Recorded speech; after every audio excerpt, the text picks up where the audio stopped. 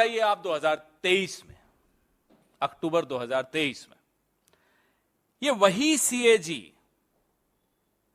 बड़ी मुश्किल से कोई रिपोर्ट्स निकाल पाते हैं। जो 2015 में 55 रिपोर्ट्स निकली थी, 2020 में 14 रिपोर्ट्स निकली।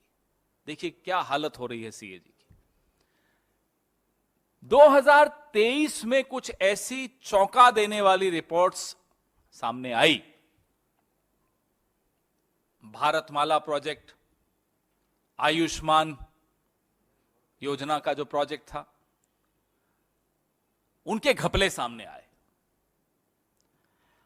और हमने सोचा कि मीडिया भी 10 साल जो हुआ वो हुआ, आखिरी के 6 महीने, जैसे होता है ना कि 12वीं के एग्जाम में आखिरी महीने पढ़ते हैं रात रात भर बैठकर, तो हमने सोचा आखिरी के 6 महीने 24 घंटे मीडिया चलाएगा सीएजी ने जो कहा उस पर। खैर वो नहीं हुआ, शायद हमारी मूर्खता थी ये उम्मीद करना।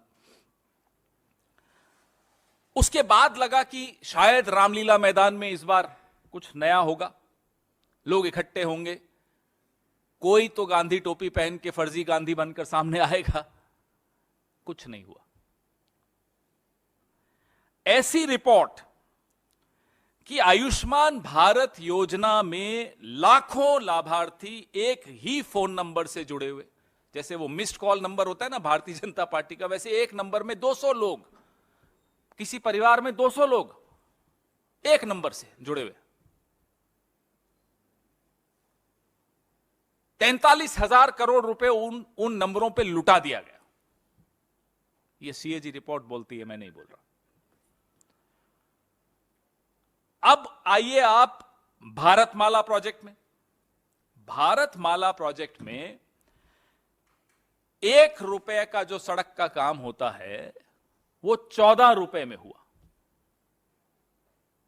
आप आंकड़ा देखिए, 1 रुपए का काम 14 रुपए में हो रहा है और 1 किलोमीटर की सड़क को 4 अलग अलग तरीके से नाप के 4 किलोमीटर बताया जा रहा है। आप धांधली भी देखिए कितनी बेशर्मी से की जा रही। सीएजी रिपोर्ट ने अपना काम बमुश्किल से, अब क्या किया सीएजी के साथ मैं वो आपको बताता हूं। 3 अधिकारी कुछ दिनों के भीतर, ये रिपोर्ट के सामने आते ही कुछ दिनों के भीतर तीनों अधिकारियों को ट्रांसफर कर दिया गया। अतुराव सिन्हा, अब ये अतुराव सिन्हा जी भारतमाला परियोजना चरण 1, उसमें उन्होंने सीएजी रिपोर्ट के ये प्रभारी थे, जिसमें मैंने आपको बताया 1 रुपए की चीज 14 रुपए में कर दी। अब सिन्हा साहब को तुरंत हटाकर तिरुवनंतपुरम भेज दिया दिल्ली से, जाइए आराम कीजिए, बहुत काम कर लिया आपने। नंबर 2, दत्त प्रसाद सूर्यकांत शिरसाट, यह आयुष्मान भारत जो जन आरोग्य योजना प्रधानमंत्री जी ने जिसके बारे में बड़ा ढिंढोरा पीटा, उसके ये प्रभारी थे, ऑडिट के प्रभारी थे। इन्होंने भ्रष्टाचार को उजागर कर दिया, प्रधानमंत्री की प्रिय योजना के भ्रष्टाचार। इनको भेज दिया लीगल सेल में, जाइए आप वहां देखिए, बहुत हो गया। कुछ दिनों में सीएजी रिपोर्ट आने के बाद न आप कुछ बोले, न रामलीला मैदान से कोई आवाजें आई, न गांधी टोपियां पहनी गई। मोदी जी ने जो करना था कर दिया। अशोक सिन्हा, ये तीसरे अधिकारी, आयुष्मान भारत जन आरोग्य योजना के इन्होंने ऑडिट शुरू किया था।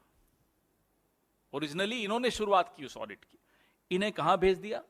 राजभाषा में, महानिदेशक राजभाषा कि अब आप हिंदी पढ़िए, जाइए। यह हालत प्रधानमंत्री जी ने सीएजी की।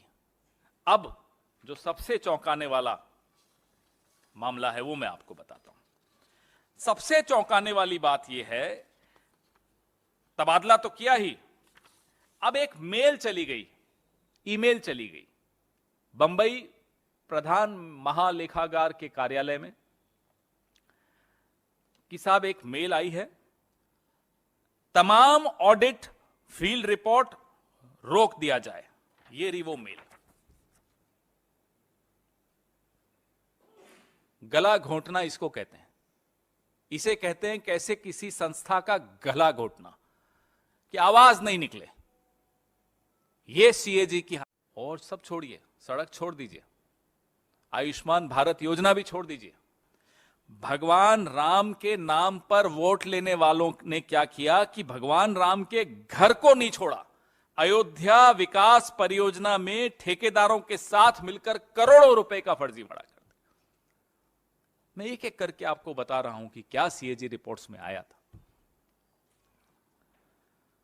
उड़ान, बड़ी बड़ी स्कीम्स जिनका नाम ले लेकर प्रधानमंत्री जी पूरे दिन प्रचार करते हैं। उड़ान, रेलवे, खादी ग्रामोद्योग, ग्रामीण विकास, कहीं नहीं छोड़ा। खाऊंगा भी, खिलाऊंगा भी, अगर बता दोगे तो आपको चुप भी कराऊंगा। नवरात्रि का त्योहार चल रहा है, पावन सप्ताह है, और रामलीला का भी मौसम चल रहा है। यहीं से कुछ दूर रामलीला मैदान है। आज से 10 साल पहले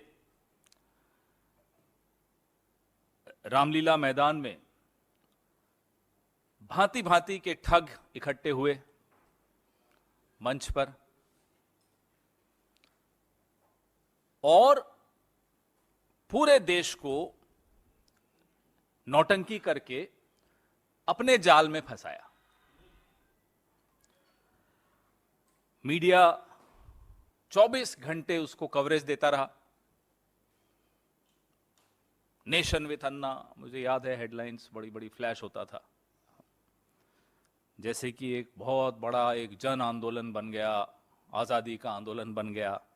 और उसका आधार क्या बनाया था? उसका आधार बनाया था सीएजी रिपोर्ट्स को, तथाकथित 2G, कोल। वो तमाम आरोप पिछले 10 साल में साबित हुआ कि बेबुनियाद थे। लेकिन उस रामलीला मैदान में जो भांति भांति के ठग इकट्ठे हुए थे, कुछ उसमें से ठग नहीं भी थे जो आज पछताते हैं कि वो रामलीला मैदान में क्यों गए थे उस वक्त। उन सबका मकसद एक था। उनका मकसद था कि किसी न किसी तरह से डॉक्टर मनमोहन सिंह की साफ छवि को के ऊपर कीचड़ उछालना, यूपीए की सरकार को बदनाम करना, और विनोद राय नाम का जो सबसे बड़ा ठग जिसको मैं कहता हूं, उसके द्वारा लिखी गई रिपोर्ट्स को आधार बना के ये पूरी नौटंकी हुई।